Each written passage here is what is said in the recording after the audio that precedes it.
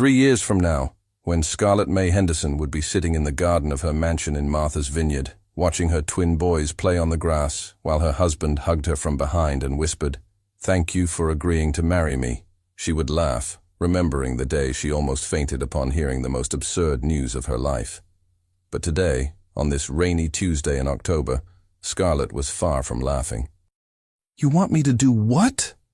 Her voice echoed through her father's mahogany office, making the chandelier crystals vibrate slightly. Reginald Henderson, real estate mogul and a man who had never heard the word no without turning it into yes through negotiation, sighed deeply. His gray hair was more disheveled than usual, and Scarlett noticed the deep circles under his blue eyes. "Scarlett, darling, please sit down." He gestured to the leather armchair in front of his desk. "I need you to listen to me calmly." Calmly. Scarlett remained standing, her hands trembling as she gripped the edge of the desk. "Dad, you just told me I need to marry a stranger in 2 weeks. 2 weeks. How exactly do you expect me to stay calm?" "He's not just any stranger," Reginald murmured, avoiding his daughter's gaze. "It's Daxon Blackwood." The silence that followed was so heavy that Scarlett was sure she could cut it with a knife. She blinked once, twice, trying to process what she had just heard. "Daxon Blackwood," she repeated slowly, as if she were savoring each syllable of a deadly poison. "The Daxon Blackwood, the man who destroyed 3 family businesses just last year? The guy the newspapers call the Wall Street executioner?" "People exaggerate." "Dad!" Scarlett finally collapsed into the armchair, burying her face in her hands. "This man is known for being colder than an iceberg in the Arctic. They say he never smiles, that he fires employees for fun, and that his last girlfriend fled the country after only 3 dates." "The last part isn't true," Reginald murmured. "She moved to Canada." "Dad!" Okay. He raised his hands in surrender. "I know it sounds crazy, but you need to understand the situation. The company is—" He paused, swallowing hard. "We're on the verge of bankruptcy, Scarlett." Scarlett's world stopped. At 24, she had grown up in luxury, had always known that Henderson Incorporations was solid as a rock. Her father was the Midas of real estate. Everything he touched turned to gold. "What do you mean bankruptcy?" Her voice came out as a whisper. Reginald stood up and walked to the window overlooking Manhattan. Rain streaked down the glass like silent tears. "Remember the skyscraper project in Dubai, and the residential complex in Miami, and that shopping center in Los Angeles?" Each word came out as if it were being torn from his throat. "They all went wrong, simultaneously. It's as if someone had cursed every brick we laid." Scarlett felt as if she were floating outside her own body. But that's millions." "Billions," he corrected, turning to face her. "We lost $2.3 billion in 6 months, Scarlett. The banks are pressuring us, investors fled like rats from a sinking ship, and His voice failed. "I couldn't protect our family." For the first time in her life, Scarlett saw her father cry. Tiny tears rolled down the face of the man who had always been her rock, her indestructible hero. "And Daxon Blackwood can save us?" she asked, her own voice choked with emotion. "He's our only creditor willing to pay off all the debts." Reginald discreetly wiped his eyes. "But he has one condition. One single condition. Marry him. A union that would strengthen both companies. He would acquire our premium land portfolio. We would have the capital to rebuild. It's—" He paused, searching for the right words. "It's a business deal." Scarlett laughed, but there was no humor in the sound that came from her throat. "A business deal? How romantic. And if I say no—" Her father's silence was answer enough. "Dad, you can't be serious." "This is pure medievalism. We're in 2024, not 1824. "You think I don't know that?" Reginald exploded, slamming his hand on the desk. "You think it's easy for me to ask this? To sacrifice my only daughter's happiness for money? I'd rather die, Scarlett. But if I don't do this, it won't just be me who goes down. It's 300 employees and their families. It's your mother, who can't find out about this because the shock could kill her after last year's heart attack.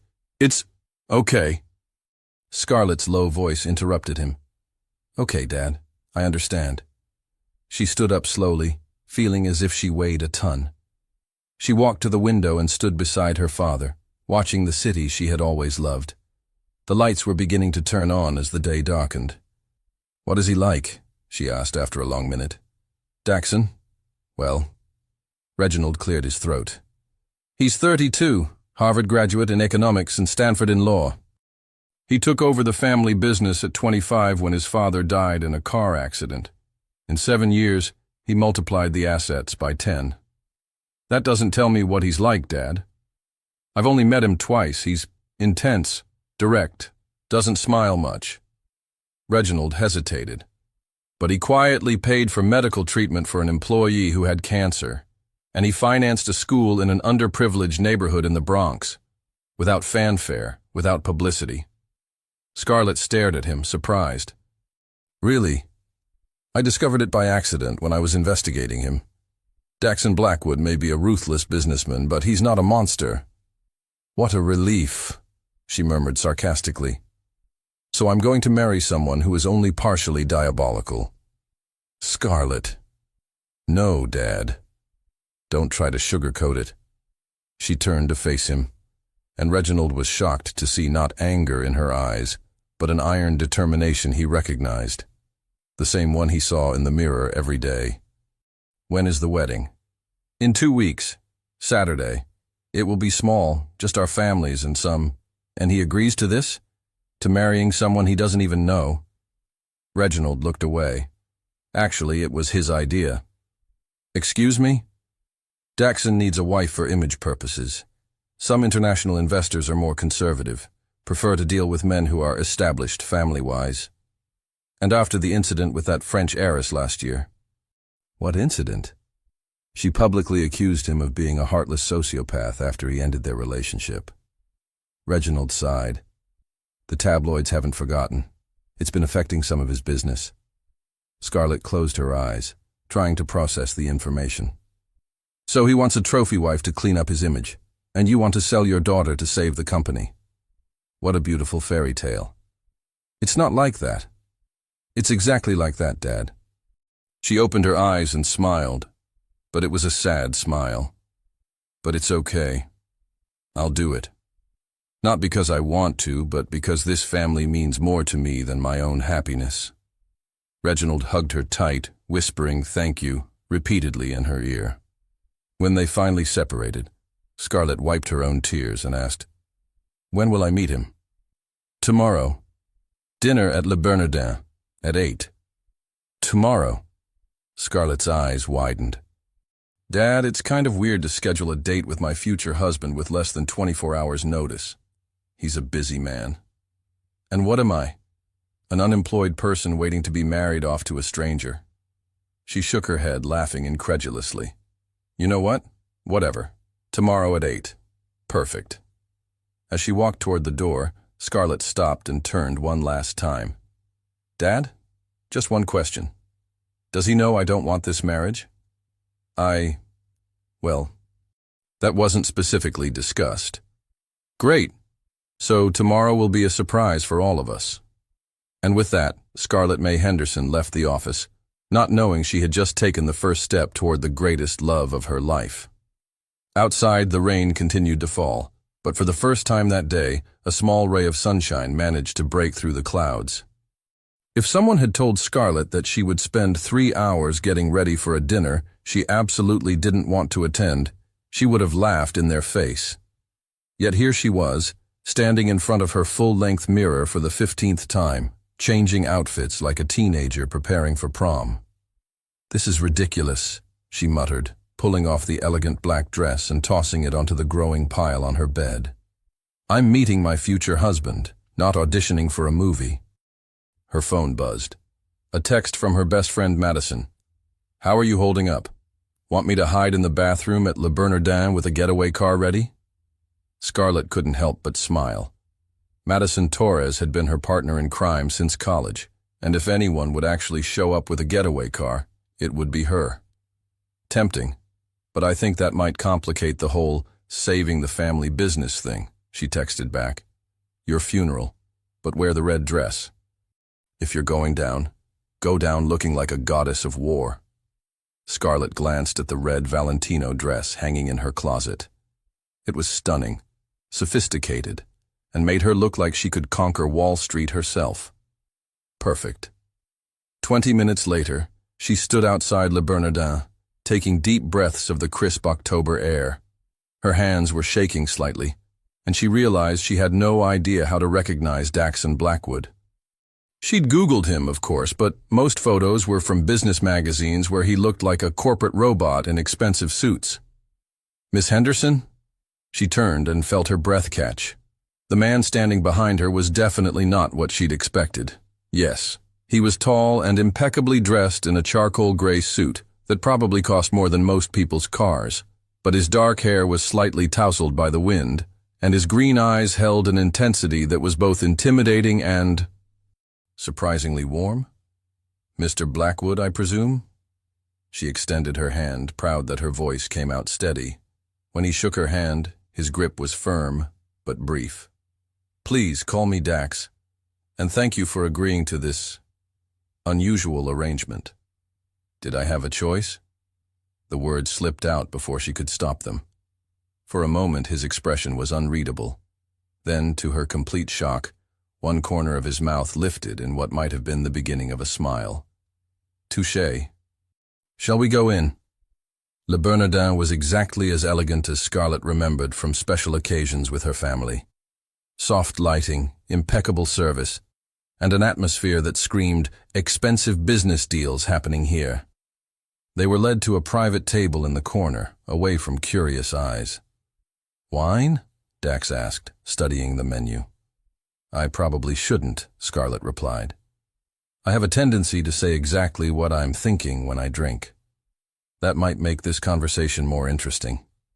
She looked up sharply, but his expression remained neutral. Are you making a joke, Mr. Blackwood? Dax, he corrected, and perhaps. I've been told I have a terrible sense of humor. By the French heiress who fled to Canada. This time his reaction was immediate. His eyebrows shot up and he leaned back slightly. You did your research. My father is selling me to save his company. Of course I did my research. Scarlett picked up the wine menu. And I've changed my mind about the wine. I think I'm going to need it. Dax signaled the sommelier and ordered a bottle of Chablis without consulting her. Under normal circumstances, Scarlett would have been annoyed by the presumption, but honestly, she was grateful not to have to make another decision today. So, she said after the sommelier left, how exactly does this work? Do we discuss terms and conditions? Sign a prenup over appetizers? Plan our fake honeymoon between the main course and dessert? Scarlett, because I have to say, this is definitely the weirdest date I've ever been on. And I once went out with a guy who collected vintage dental equipment. Dax stared at her for a moment, and then something extraordinary happened. He laughed. It wasn't a polite chuckle or a business-appropriate sound. It was a real, genuine laugh that transformed his entire face. Vintage dental equipment? He asked, still smiling. Apparently it's a thing. He had a 1920s dental chair in his living room. Scarlett found herself smiling back. He called it conversation piece. I called it nightmare fuel. I can see why that relationship didn't work out. Well, that and the fact that he wanted to show me his antique tooth extraction tools on the second date. She paused. Please tell me you don't have any weird hobbies I should know about. Define weird. Collecting body parts, hunting humans for sport, secretly being a vampire.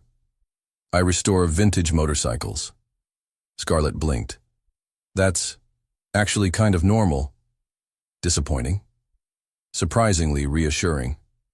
The sommelier returned with their wine, and after the tasting ritual, they were left alone again.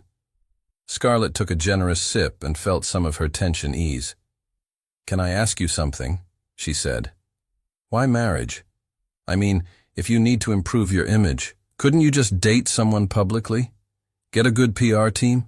Donate to some charities? Dax was quiet for a long moment, rotating his wine glass between his fingers. My father built this company from nothing. When he died, I was 25 and completely unprepared. I made a lot of enemies quickly because I didn't know how to play the game. The game? Politics, relationships, the careful dance of making people like you while also making the hard decisions that keep a company alive. He looked directly at her. I'm good at business, Scarlett, but I'm terrible at making people comfortable around me. So you decided to buy a wife. When you put it like that, it sounds awful. Because it is awful, she said, but without malice. But I understand desperate measures. My family is facing ruin, and I'm the only thing standing between them and complete destruction. They sat in silence for a moment, two people trapped by circumstances neither had chosen. What do you want? Dax asked suddenly. From life? From this marriage? From dinner? From this situation? If you could have anything, what would it be? Scarlett considered the question seriously. Honesty. I don't want to pretend this is a love story, but I also don't want to live with someone who treats me like a business acquisition. If we're going to do this, I want respect, partnership maybe, and the freedom to maintain some part of who I am. Dax nodded slowly. I can work with that. What about you? What do you want? A chance to prove I'm not the monster the tabloids make me out to be. He met her eyes. And maybe to learn how to laugh more. You've gotten more genuine emotion out of me in 30 minutes than most people manage in 30 years. That's either very sad or very romantic, and I can't decide which. Can it be both? Scarlett studied his face. There was something vulnerable in his expression that didn't match his reputation at all. Mr. Blackwood, Dax, are you actually human under all that corporate armor? I'm beginning to remember how to be. The waiter appeared to take their order, and Scarlett realized they'd been talking for over an hour without her even noticing. When they were alone again, she raised her wine glass. To the most bizarre business proposition in history, she said. Dax raised his glass to meet hers. To partnership. As their glasses clinked, Scarlett felt a strange flutter in her stomach that she absolutely refused to acknowledge. This was a business arrangement, nothing more. Even if her future husband did have the most beautiful smile she'd ever seen. Outside, the first snow of the season began to fall. Absolutely not. Scarlett stared at the wedding planner her father had hired, a stick-thin woman named Vivienne, who looked like she'd been personally offended by Scarlett's existence. But Miss Henderson, Vivienne sniffed. The ivory silk with hand-beaded pearls is a classic choice for a society wedding. This isn't a society wedding, Scarlett replied firmly. This is a business transaction that happens to require legal documentation. I'm not wearing a dress that costs more than most people's cars for a marriage that's essentially a merger. Vivienne looked ready to faint. But Mr. Blackwood specifically requested. Mr. Blackwood can request all he wants. I'm the one wearing the dress. Madison, who had been silently browsing through fabric samples, suddenly perked up. What about this one? She held up a swatch of deep navy blue silk. Elegant, sophisticated, and it says, I'm here for business, but I look fantastic doing it. Scarlett examined the fabric. It was beautiful, understated, and absolutely nothing like what anyone would expect for a wedding dress. Perfect. Vivienne made a strangled sound. Navy blue? For a wedding? But tradition? Can kiss my perfectly manicured behind, Scarlett finished sweetly. Navy blue it is. As Vivienne mumbled something about modern brides having no respect for proper ceremonies, Scarlett's phone buzzed. A text from Dax. Coffee? Need to discuss living arrangements. She stared at the message. In the week since their dinner, they'd exchanged exactly 3 text messages and 1 phone call about the prenuptial agreement. Living arrangements hadn't even occurred to her. When and where, she texted back. Now, I'm outside the bridal shop. Scarlett rushed to the window and looked down at the street. Sure enough, there was Dax leaning against a sleek black Tesla, scrolling through his phone. He looked up at that exact moment and waved. "Oh my God," Madison breathed, appearing beside her. "Is that him? The corporate Ice King?" "That's him." "Scarlett," Madison grabbed her arm. "He's gorgeous, and he's looking at you like you're the most interesting thing he's seen all day. Don't be ridiculous. He probably just wants to discuss the prenup, or—" "Girl." Madison pointed toward the street. "That man just brought you coffee. Look." Scarlett looked. Dax was indeed holding 2 coffee cups, and when he saw her in the window, he held one up with a questioning expression. "I'll be right back," Scarlett told Vivian, who was still muttering about navy blue being completely inappropriate. "Make it 2, Madison called after her. "I want details." Outside, the October air was crisp and carried the scent of falling leaves. Dax handed her one of the cups as she approached. "How did you know I'd need caffeine?" she asked, inhaling the rich aroma. "Lucky guess. How's the wedding planning going?" "Apparently, I'm destroying centuries of tradition by refusing to wear ivory." She took a sip of the coffee and sighed contentedly. "This is perfect. How did you know my order?" "I asked your father." Scarlett raised an eyebrow. "You called my father to ask about my coffee preferences?" "I called him about the guest list and mentioned I was bringing you coffee. He volunteered the information." Dax looked slightly embarrassed. "He said you're very particular about your coffee." "I am." She studied his face. "That was thoughtful. Don't sound so surprised." "Sorry, it's just—" She paused, searching for the right words. "The man I've read about in magazines doesn't seem like someone who remembers coffee orders. Maybe the magazines don't know everything about me." They started walking slowly down the sidewalk, no particular destination in mind. "So," Scarlett said, "living arrangements. Please tell me you don't expect me to move into some sterile penthouse that looks like a museum. Actually, I was hoping you'd help me make it less sterile." Dax glanced at her. "I bought the penthouse 3 years ago, but I've never really lived in it. It's more like an expensive hotel room." "What do you mean?" "I mean I have a couch, a bed, a desk, and approximately 0 personal touches. No art, no books, no plants. Nothing that makes it feel like home." Scarlett stopped walking. "Dax, that's depressing." "I know." He ran a hand through his hair. "I've been so focused on work that I forgot how to have a life outside the office." "What about friends, hobbies? Those vintage motorcycles you mentioned?" "I have one friend, my college roommate Jake, who lives in California. The motorcycles are in a garage I rent across town. And hobbies." He shrugged. "Work used to be my hobby." "Used to be?" "Our dinner last week was the most relaxed I've felt in years." He looked directly at her. "You made me remember that conversations don't always have to be about profit margins and quarterly reports." Scarlett felt that familiar flutter in her stomach again. "Oh. Oh. I mean, that's good. That's a good thing." She was definitely not blushing. "So you want me to help redecorate? I want you to make it feel like our home, not just my space." He paused. "If you're comfortable with that. I know this whole situation is complicated." "Complicated is an understatement." She resumed walking. "But yes, I can help, on one condition." "Name it."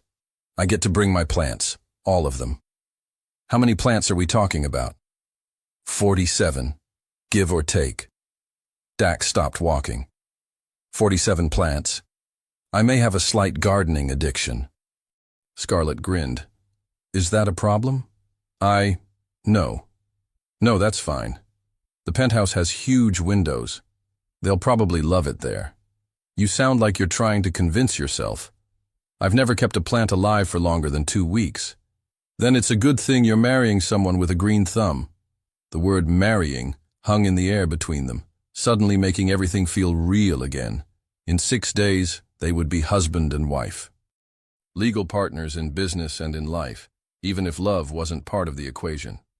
"Scarlett," Dax said quietly, "are you okay with this?" Really okay? Because if you're having second thoughts, are you offering me an out? I'm offering you honesty. This isn't fair to you. You're sacrificing your chance at real love for your family's financial security. Scarlett looked at him for a long moment. What about you? Aren't you sacrificing the same thing? I don't know if I'm capable of real love, he admitted. I've never felt anything that intense or overwhelming. I thought maybe I was just broken that way.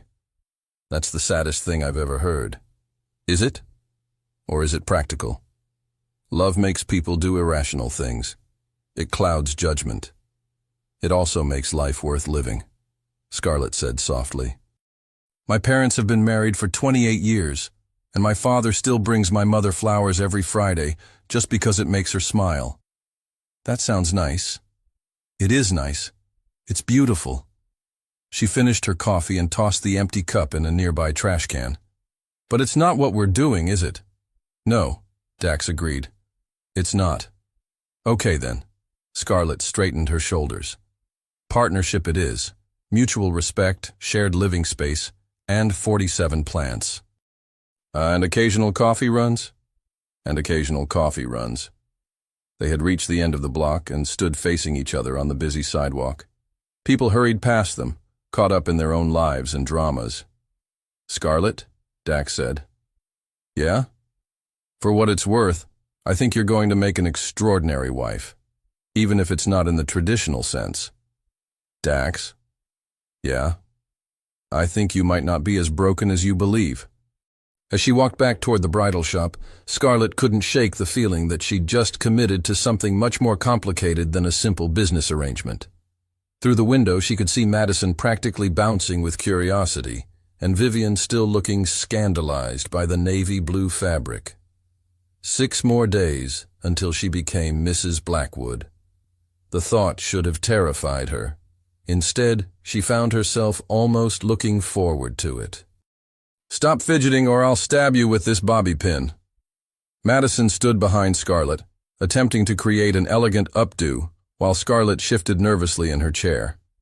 The hotel suite was filled with the controlled chaos of wedding morning preparations, flowers being arranged, photographers testing lighting, and Scarlett's mother, Eleanor, directing everyone like a graceful general. I can't help it, Scarlett muttered. I'm about to marry a man I've known for exactly 12 days. 13, if you count today, Madison corrected, securing another pin. And from what you've told me, he's not exactly the monster you expected. No, he's not. Scarlett stared at her reflection in the vanity mirror. The navy blue dress was perfect, elegant without being traditional, sophisticated without screaming, society wedding. That's almost worse. How is that worse? Because if he were awful, I could just go through the motions and treat this like the business arrangement it is. But he's... She paused, searching for the right words. He brought me coffee, Madison, without being asked. And he listened when I told him about the plants. And yesterday, he texted me a picture of a motorcycle he's restoring with the caption, "Thought you might want to see what passes for my social life." The horror, Madison said dryly. A thoughtful husband who shares details about his hobbies. How will you survive? Don't be sarcastic. This is serious. You're right. It's serious. Madison moved to face her. Scarlett, what if this actually works out?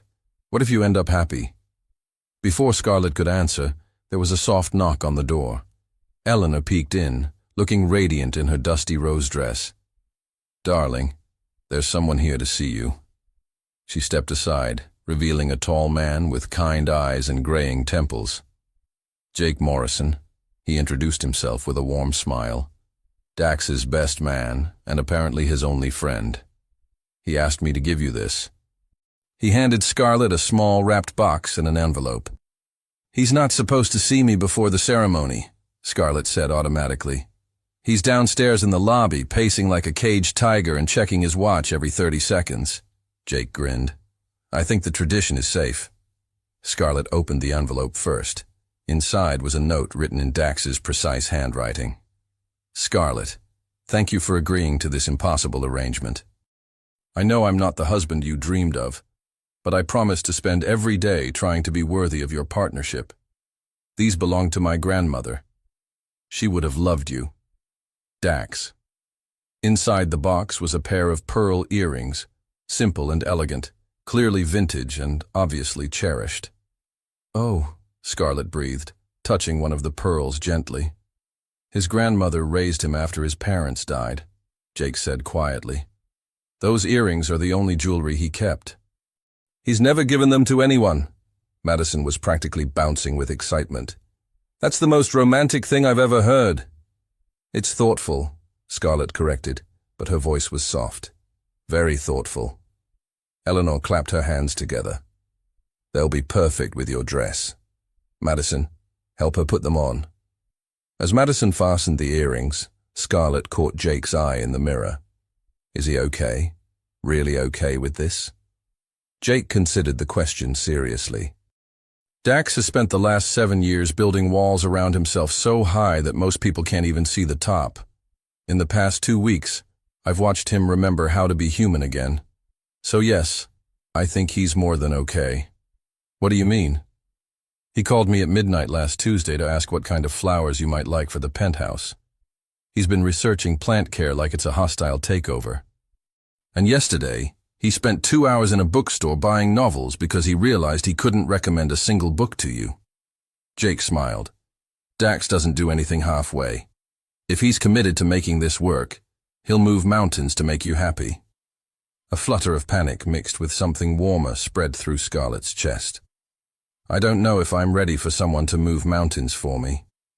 Nobody ever is, Eleanor said gently, appearing behind them. But sometimes the best things in life happen when we're completely unprepared for them. 20 minutes later, Scarlett stood at the back of the small chapel, her arm linked through her father's. The guest list was intimate. Immediate family, a few close friends, and several business associates who needed to witness the merger. You look beautiful, sweetheart, Reginald whispered. And I know this isn't how you imagined your wedding day, but… Dad. Scarlett squeezed his arm. It's okay. Really?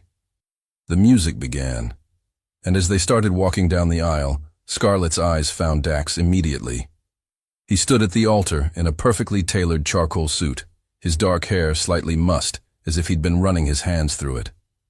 When he saw her, his expression shifted from nervous tension to something she couldn't quite identify. Wonder, maybe. Or relief. As she reached the altar and her father placed her hand in Dax's, she felt the warmth of his skin and noticed that his hands were shaking slightly. You look incredible, he murmured, so quietly only she could hear. You look terrified, she whispered back. Absolutely petrified, he confirmed, and the honesty in his voice made her smile. The ceremony was brief and elegant.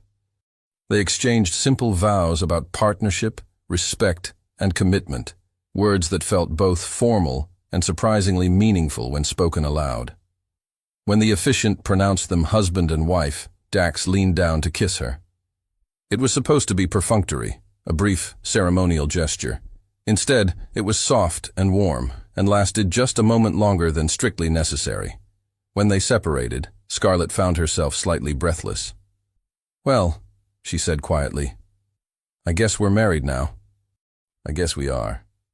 Dax's thumb brushed over her knuckles where her new wedding ring sat. How do you feel? Like I just signed the most important contract of my life. And like maybe that's not entirely a bad thing. During the reception, Scarlett watched Dax navigate conversations with guests, business associates, and family members. He was polite, professional, and completely different from the man who had brought her coffee and worried about her plants. It wasn't until they were cutting the cake that she saw a glimpse of the real Dax again. As photographers snapped pictures, he leaned close to her ear. Fair warning, he murmured. I'm about to do something that might surprise you. Before she could ask what he meant, he swiped a tiny bit of frosting on her nose.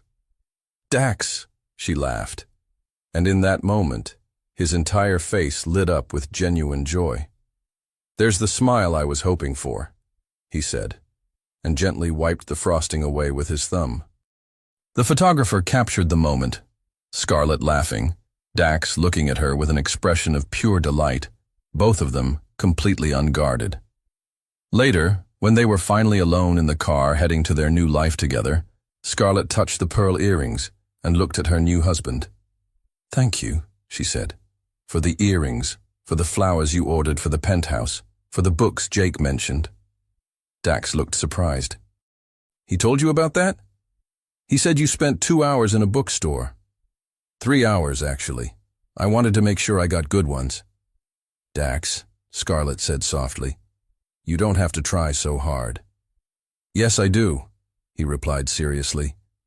"You're giving me a chance I don't deserve. The least I can do is try to earn it." As their car pulled up to the penthouse building, Scarlett realized that somewhere between the coffee and the earrings and the frosting on her nose, her carefully constructed walls had started developing some serious cracks. "Ready to see your new home, Mrs. Blackwood?" Dax asked, offering her his hand. Mrs. Blackwood. The name sent an unexpected thrill through her. "Ready," she said, taking his hand. Though she was beginning to suspect that nothing about this arrangement was going to go according to plan. Holy Mother of Penthouse. Scarlett stood in the doorway of what was now technically her home, staring at the most beautiful and sterile living space she'd ever seen. Floor-to-ceiling windows offered a breathtaking view of Manhattan. The hardwood floors gleamed like mirrors, and the furniture looked like it had been selected by a robot with excellent taste but zero personality. "It's—" She searched for a diplomatic word. "Very clean." Dax, who had been watching her reaction nervously, ran a hand through his hair. "It's awful, isn't it? I told you it was like a museum." "No, it's beautiful. It's just—" She walked to the center of the massive living room, her heels clicking on the pristine floor. "Where do you sit and eat cereal in your pajamas? Where do you curl up with a book? Where do you live?" "I don't eat cereal in pajamas," Dax said seriously. "I have protein shakes in business casual." Scarlett stared at him. "Please tell me you're joking." "I wish I were." "Dax." She turned to face him fully. "When was the last time you did something just because it made you happy? Not because it was productive or profitable, just because it felt good." He was quiet for so long that Scarlett wondered if he'd heard her. Finally, he said, 2 weeks ago, when you laughed at my joke about terrible sense of humor at dinner." The admission hit her right in the chest. "Oh, Dax. I know it's pathetic. I used to know how to have fun, I think. But after my father died and I took over the company," he shrugged helplessly, "I forgot how to be anything other than efficient." "Well," Scarlett said, kicking off her heels and walking toward him in her stockings, "consider this your rehabilitation. Starting with these." She gestured to the massive windows. "We're getting curtains. Real curtains, not those sterile blinds. And plants. Lots and lots of plants." 47 plants, Dax remembered. 49 now. I bought 2 more yesterday." She grinned at his expression of mild panic. "Don't worry, they're friendly plants." "Do plants have personalities?" "Oh, absolutely. My fiddle leaf fig is dramatic and high maintenance. My snake plant is independent and low-key. My monstera is ambitious and always reaching for more space." Dax looked at her like she'd started speaking a foreign language. "You named your plants?" "Of course I named them. The fiddle leaf fig is Francesca, the snake plant is Steve, and the monstera is Montgomery." She paused. "Actually, that's going to be weird now that my last name is Montgomery." "Your last name is Blackwood now," Dax corrected quietly. "Right, Mrs. Blackwood." The name still felt strange on her tongue, like wearing shoes that weren't quite the right size. "Speaking of which," she said, "we should probably discuss sleeping arrangements." The tension in the room shifted immediately. They were married now, legally bound, sharing a home. But they were also virtual strangers who had agreed to a partnership, not a romance. "I prepared the guest room for you," Dax said quickly. "It has its own bathroom and plenty of closet space. I thought you'd be more comfortable." "Thank you." Scarlett felt relieved and oddly disappointed at the same time. "That's very considerate," I want you to feel at home here, Scarlett. Really at home. So if you need to change anything, move anything, buy anything. Can I paint the guest room? You want to paint it? It's white. Everything in this place is white or gray or black. It's like living in a very expensive chessboard. She gestured around the space. Don't you ever want color? Life? Something that makes you smile just by looking at it? Dax followed her gaze around his penthouse, seeing it through her eyes. I never really thought about it. What's your favorite color? He looked genuinely stumped. I don't think I have one. Everyone has a favorite color, Dax. What's yours? Green. All shades of green. Emerald, sage, forest, mint. She smiled. It's the color of growing things. Green, he repeated, like he was filing away important information. I'll remember that. The moving truck arrived an hour later, and Scarlett watched with amusement as the movers struggled to navigate 49 plants, 15 boxes of books, a vintage armchair that had belonged to her grandmother, and an assortment of colorful throw pillows and blankets up to the penthouse. Dax stood in the middle of the chaos, looking overwhelmed but oddly fascinated as Scarlett directed the placement of her belongings. The big monstera goes by the south window, she called out. And please be gentle with Francesca. She's sensitive to sudden movements. Did she just ask us to be gentle with a plant? One of the movers whispered to his partner. Ma'am, the head mover said diplomatically. Where would you like the, Steve? Kitchen counter, please. Steve likes to supervise meal preparation. Dax appeared at her elbow. Steve supervises meal preparation? He's very judgmental about my cooking, Scarlett said seriously, but in a helpful way. Right. Dax nodded as if this made perfect sense. Of course. By evening, the penthouse looked like two completely different homes had collided. Scarlett's colorful, lived-in belongings created warm pockets of personality throughout Dax's sleek, minimalist space. It looks... Dax paused, studying the transformation. Terrible, Scarlett suggested. Like a design magazine exploded? Alive, he finished softly. It looks alive. They ordered Chinese takeout and ate it sitting on the floor in the living room, surrounded by boxes and plants. Scarlett had changed into jeans and an oversized sweater, and Dax had loosened his tie and rolled up his sleeves. This is nice, Scarlett said, using chopsticks to capture a piece of kung pao chicken.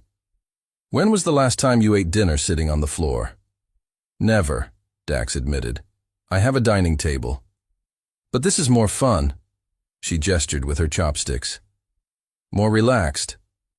More human. I was going to say cozy, but human works too. They ate in comfortable silence for a while, watching the sun set over the city through the massive windows. The skyline was beginning to twinkle with lights, and Scarlett could see her reflection in the glass, sitting cross-legged next to her new husband. Scarlett, Dax said suddenly, can I ask you something? Sure. Are you happy? I know this isn't what you planned for your life, and I want to make sure you're not miserable. She considered the question seriously. I'm not miserable. I'm cautiously optimistic. About what? About this. She gestured between them. About us figuring out how to be partners. About you learning to eat cereal in pajamas. I don't own pajamas. We'll have to fix that too. She smiled. Dax, I know this isn't a traditional marriage, but I think we might actually be compatible. You're kind, you're thoughtful, and you're letting me turn your pristine penthouse into a jungle. It does look like a jungle now, he agreed, glancing around at the plants. A beautiful, life-filled jungle. Scarlett set down her chopsticks. And I've seen you smile more in the past 2 weeks than you probably did in the past 2 years. You make me want to smile, he said simply. The admission hung in the air between them, more intimate than it should have been for a business arrangement. Dax, Scarlett said softly, I think this might actually work. Even though I don't know my favorite color, and I eat protein shakes for breakfast? Especially because of that. It means there's room for improvement. He laughed, and the sound filled the plant-filled space with warmth. Tomorrow, Scarlett announced, we're going shopping for pajamas, and cereal, and maybe some actual color for this place. Lead the way, Mrs. Blackwood. That name again. But this time, it didn't feel quite so strange. This time, it almost felt right. 3 weeks into their marriage, Scarlett discovered that living with Dax was like cohabitating with a very polite, very attractive robot who happened to work 18-hour days. She woke up each morning to find a fresh cup of coffee waiting for her, prepared exactly the way she liked it. The newspaper was folded neatly beside it, along with a small note. Have a good day. D. He left for work before she was fully awake and returned after she'd gone to bed, like a well-dressed ghost who paid excellent attention to her caffeine preferences. It was thoughtful. It was considerate. It was driving her absolutely insane. Madison, I think I'm married to a vampire, Scarlett said into her phone while watering Montgomery, who had grown 3 new leaves since moving to the penthouse. Does he sparkle? Madison asked.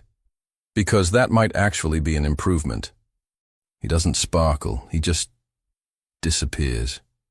I've seen him exactly 4 times in the past week, and 3 of those times were when he was leaving for work. Have you tried talking to him? When? He's gone before I wake up and gets home after I'm asleep. We're like ships passing in the night, except one ship works constantly, and the other ship is slowly being driven crazy by the perfect coffee and mysterious sticky notes. Sticky notes. Oh God, the sticky notes. Scarlett moved to water Francesca, who was looking particularly dramatic today.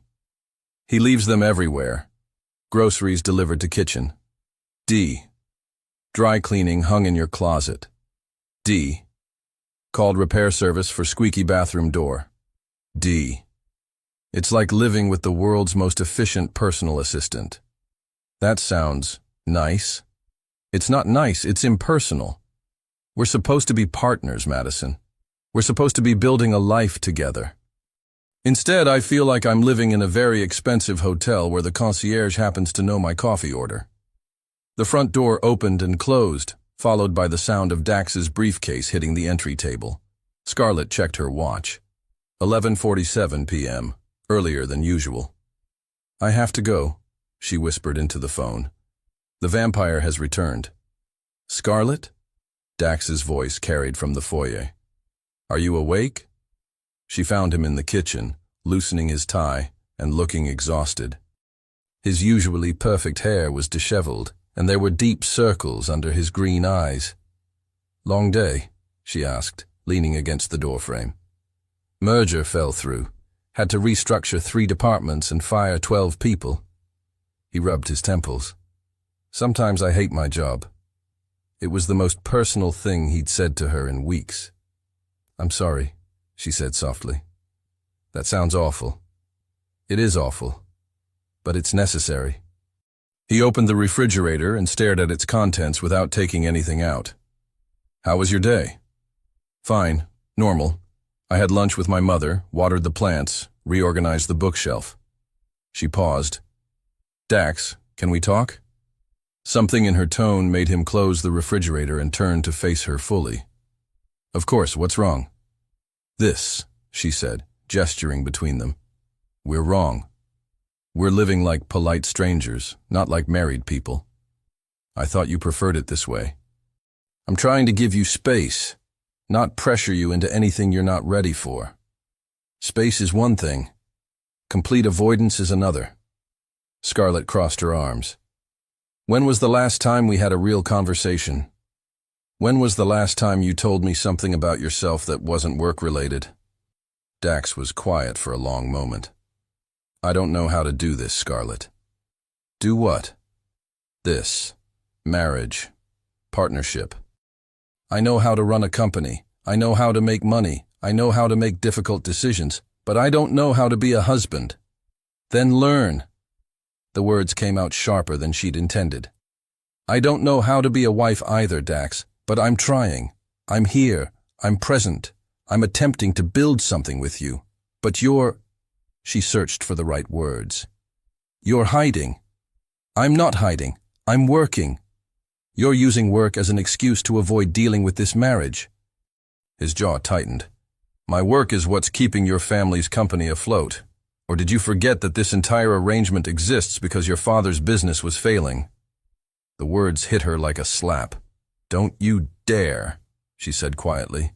"Don't you dare use my family's situation as a weapon. I'm not using it as a weapon. I'm stating a fact. The fact is that you're scared." Scarlett shot back.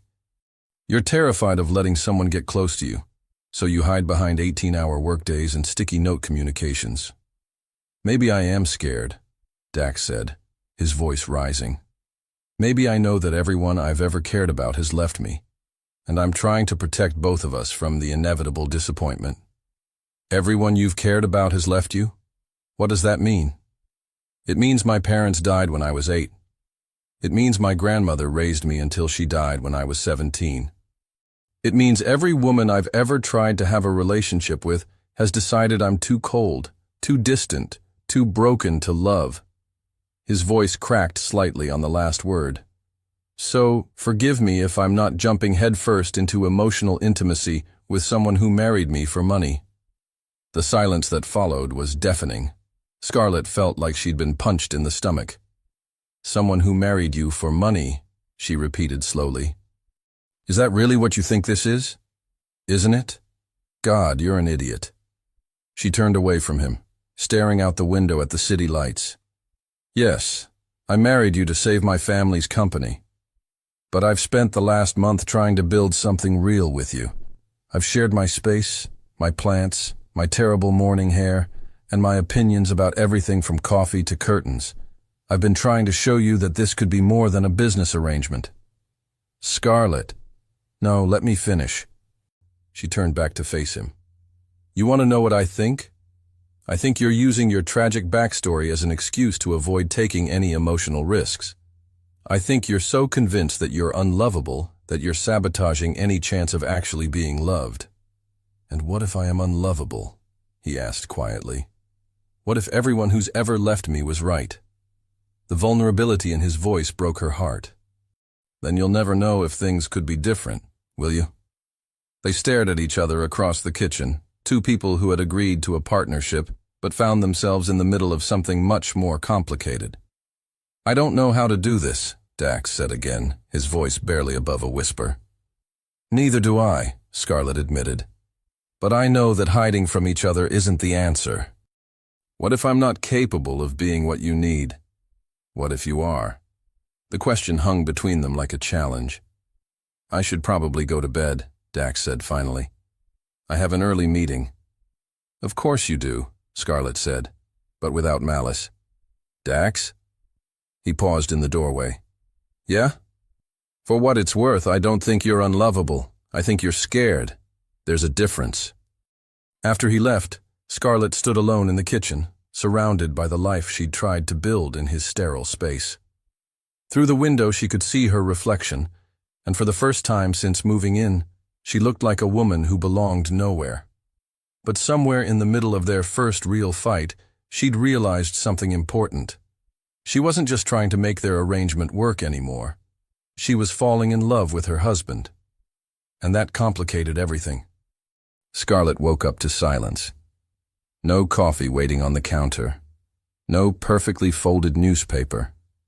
No small note signed with a careful D. For the first time in 3 weeks, Dax had left for work without his usual thoughtful gestures, and the absence felt like a crater in her morning routine.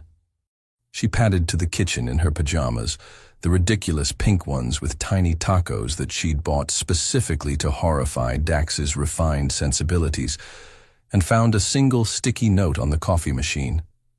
"I'm sorry. We need to talk. Dinner? D."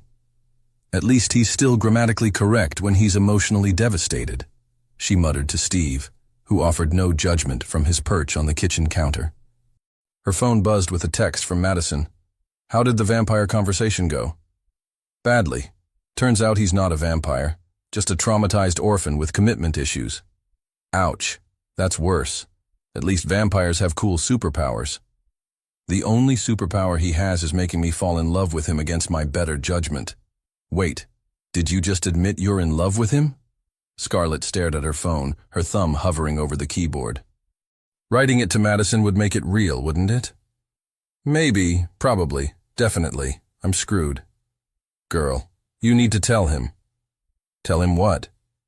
Hey, remember that business arrangement where we agreed to avoid emotional complications? Well, surprise. I'm emotionally complicated about you now. Yes, exactly that. The day passed with agonizing slowness. Scarlett tried to distract herself by rearranging furniture, repotting Montgomery, who was becoming ridiculously large, and researching how to tell your fake husband you're accidentally in love with him on Google. The search results were disappointingly unhelpful.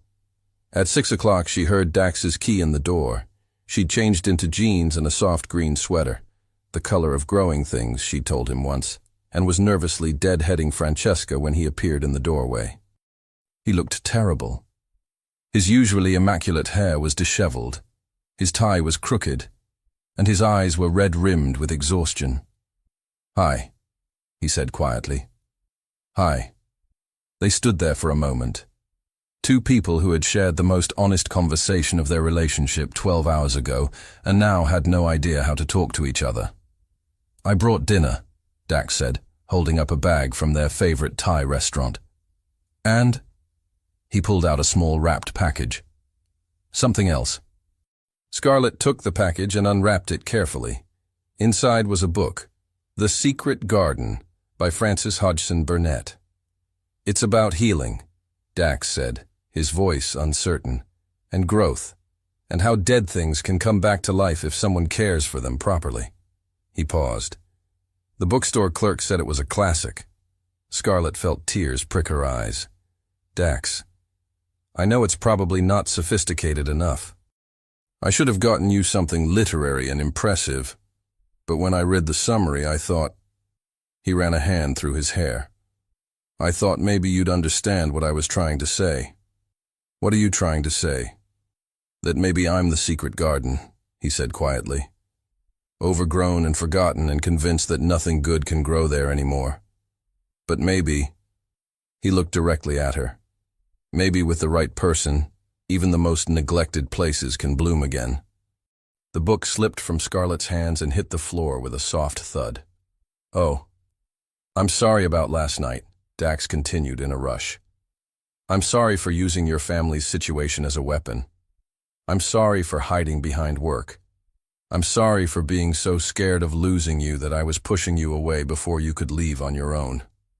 "Dax, let me finish, please. I need to say this." He took a shaky breath. "You were right. I am scared.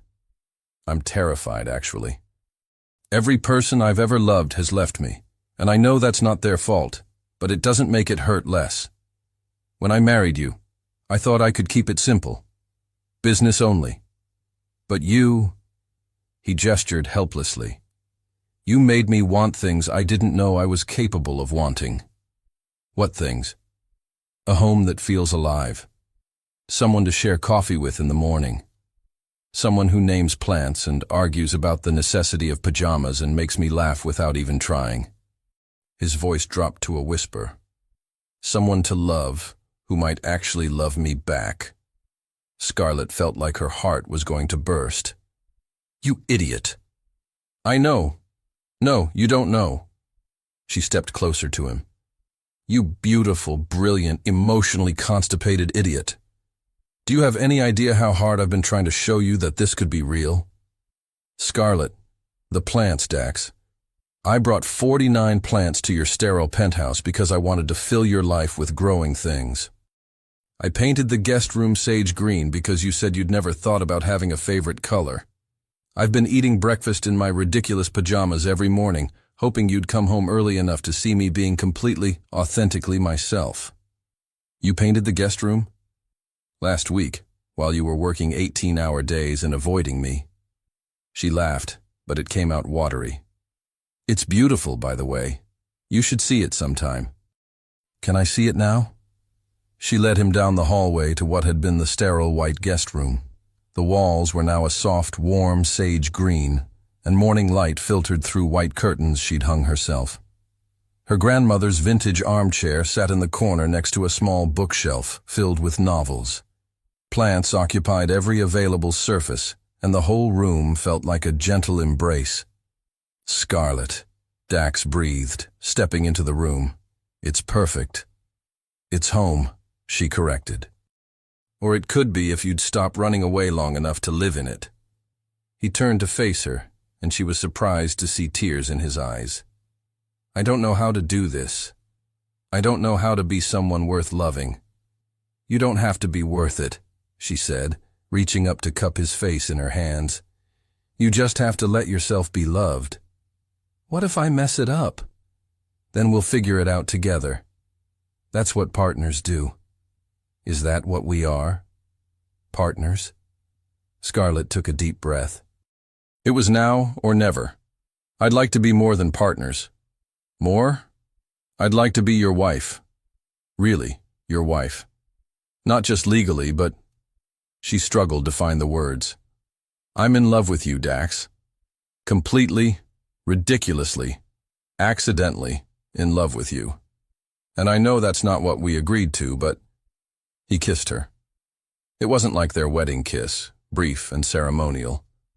This was desperate and sweet and full of 3 weeks of unspoken longing. When they finally broke apart, both of them were breathing hard. "I love you too," he whispered against her forehead. "I've been in love with you since you threatened to stab Madison with a bobby pin and wore a navy blue wedding dress to scandalize the wedding planner. That was only 3 weeks ago. It was the fastest 3 weeks of my life. And the most complicated. The best complications I've ever had." She laughed, and he captured the sound with another kiss. This time, when they broke apart, he rested his forehead against hers. "So what happens now?" he asked. "Now we figure out how to be married people who are actually in love with each other." "That sounds complicated." "Everything worthwhile is complicated. Should we start with dinner?" "We should start with you putting on pajamas and eating cereal with me in the morning." "I don't have pajamas." "Then we'll go shopping for pajamas and cereal and maybe some more plants." "More plants?" "Steve needs a friend." Dax laughed, and the sound filled the sage-green room with warmth and possibility. "Okay, Mrs. Blackwood, pajamas and cereal it is." This time, the name felt perfect. This time, everything felt perfect. "Mommy, why is Uncle Steve brown and wrinkly?" Scarlett looked up from her laptop to find her 3-year-old son, William, poking suspiciously at the snake plant that had graduated from kitchen supervisor to nursery guardian. "Because Uncle Steve is getting old and distinguished," she explained, setting aside her work. "Like Daddy when he forgets to shave." "I heard that," Dax called from the kitchen, where he was attempting to make pancakes while simultaneously feeding baby Emma her morning bottle. "And I prefer ruggedly handsome to old and distinguished." "Whatever helps you sleep at night, darling," Scarlett called back, grinning as William giggled. The penthouse had transformed completely over the past 3 years. What had once been a sterile showcase was now a warm, chaotic, thoroughly lived-in home. Plants occupied every surface. Steve had indeed gotten many friends. Toys were scattered across the hardwood floors, and the walls were covered with family photos, children's artwork, and the vintage botanical prints Dax had surprised her with on their first anniversary. "Mama, look." William held up a small terracotta pot. "I planted a seed." "What kind of seed, sweetheart?" "A flower seed. Daddy helped me yesterday." He beamed with pride. "He said it would grow big and beautiful like you." Scarlett felt her heart melt for the 1,000th time that morning. 3 years of marriage to Dax Blackwood had taught her that the man who had once believed himself incapable of love was actually overflowing with it. He just hadn't known where to put it all. "Where's Daddy going to put your flower when it grows?" she asked. "In the secret garden." The secret garden had been Dax's anniversary gift to her 2 years ago. A rooftop greenhouse where she could garden year-round, and he could restore his vintage motorcycles in the adjacent workshop. It had become their sanctuary, a place where they could work side by side in comfortable silence or chase their children through rows of tomatoes and herbs. "Scarlett!" Dax's voice carried a note of panic from the kitchen. "Emergency consultation needed." She found him standing in front of the stove, Emma balanced on one hip, looking helplessly at what appeared to be pancake batter on the ceiling. "How?" she asked, trying not to laugh. "I honestly have no idea. One minute I was flipping pancakes, the next minute the kitchen looked like a breakfast bomb exploded." He gestured with the spatula, inadvertently flicking more batter. "I think the pancakes are fighting back." "Daddy made it rain breakfast," William announced happily, appearing in the doorway. "This is why we usually stick to cereal," Dax said, kissing Emma's head as she gurgled contentedly. "This is why I love you," Scarlett corrected, taking the spatula from him and surveying the damage. "Only you could turn making pancakes into abstract art." "I was trying to be romantic. Saturday morning breakfast in bed, the whole domestic fantasy." "Dax." She stood on her tiptoes to kiss him, careful not to disturb Emma. "You get up every morning at 5:30 to make me coffee before the babies wake up. You read bedtime stories in different voices. You helped William plant a flower seed yesterday. You're already romantic." "But I wanted—" "Perfect is overrated," she interrupted. "I'll take messy and real any day." The sound of the front door opening interrupted them, followed by familiar voices. "Where are my grandchildren?" Eleanor's voice rang through the penthouse. "And why does it smell like a pancake factory exploded?" That was Reginald. "We're in the kitchen," Scarlett called. "Experiencing a minor breakfast catastrophe." Her parents appeared in the doorway, took one look at the batter-splattered kitchen and Dax's sheepish expression, and burst into laughter. "Oh, sweetheart," Eleanor said, taking Emma from Dax's arms. "What have you done?" "I attempted domestic competence," Dax replied solemnly. "It was a dismal failure." "But an adorable failure," Scarlett added, wiping pancake batter from his hair. Reginald surveyed the scene with obvious delight. "You know, 3 years ago, if someone had told me that Daxon Blackwood would be standing in a kitchen covered in pancake batter, holding a baby, and looking completely happy about it, I would have had them committed. 3 years ago, if someone had told me I'd be married to someone who names plants and finds my complete lack of domestic skills charming, I would have agreed with you," Dax replied. "Uncle Dax isn't good at cooking," William announced, matter-of-factly. "But he's really good at fixing motorcycles and reading stories and making Mommy laugh. Those are much more important skills," Eleanor agreed seriously. As if summoned by the mention of her name, Madison appeared in the kitchen doorway, having used her spare key as always. "I brought bagels because I assumed, oh my God." She stopped mid-sentence, taking in the chaos. "Dax, what happened to you?" "Pancakes happened to me." "This is why I love your marriage," Madison announced, settling herself at the kitchen island. "It's like a romantic comedy that never ends." "Speaking of which," Scarlett said, a smile tugging at her lips, "Dax has something to tell you all." Dax looked panicked. "I do? The thing you've been practicing in the mirror for 2 weeks?" "Oh, that thing." He took a deep breath and looked around at their assembled family. "Henderson Incorporation's just closed its biggest deal in company history, fully independent, completely solvent, and expanding into 3 new markets." The kitchen erupted in cheers and congratulations. Reginald's eyes filled with tears, and Eleanor immediately started planning a celebration dinner. "But that's not the best part," Dax continued, his eyes finding Scarlett's. "The best part is that none of it would have happened if I hadn't married the most extraordinary woman in the world." "Dax?" Scarlett felt her own eyes filling with tears. "No, let me finish. 3 years ago I thought I was saving your family's business, but you saved me. You taught me that love isn't a weakness, it's a superpower.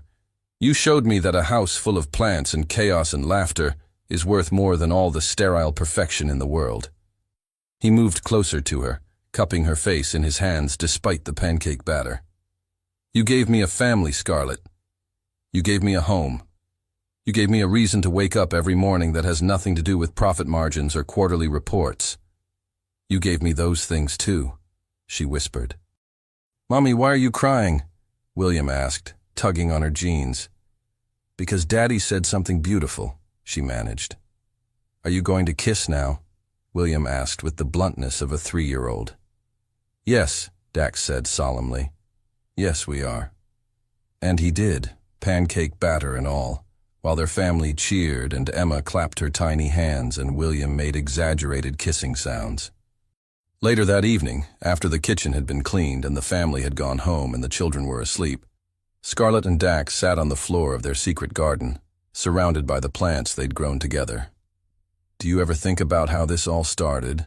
Scarlett asked, leaning against his shoulder. You mean the business arrangement that was supposed to be purely practical? That's the one. I think about it every day, Dax said, pressing a kiss to the top of her head. I think about how terrified I was of loving you and how terrified I was of losing you. And now? Now I know that love isn't something to be afraid of. It's something to be grateful for. Scarlett tilted her head up to look at him.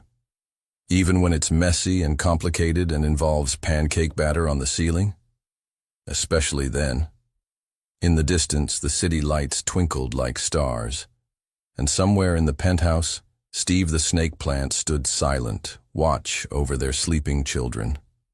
The secret garden was quiet except for the soft rustle of leaves and the sound of 2 people who had found their way to love through the most unlikely of arrangements.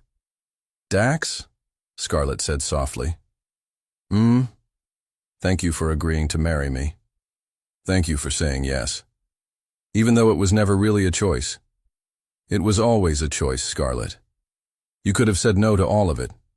The marriage, the chaos, the chance to love someone who didn't know how to be loved. But you chose to stay. You chose to fight for us. Best decision I ever made. Second best, Dax corrected. What was the first? Deciding to let you save me. And in the secret garden they had built together, surrounded by growing things and the evidence of a life well lived, Scarlett May Henderson Blackwood knew that sometimes the most beautiful love stories began with the most impossible arrangements. Sometimes the best things in life happened when you were brave enough to say yes to the unknown. And sometimes, if you were very lucky, your business arrangement turned into the greatest love story of your life. The end.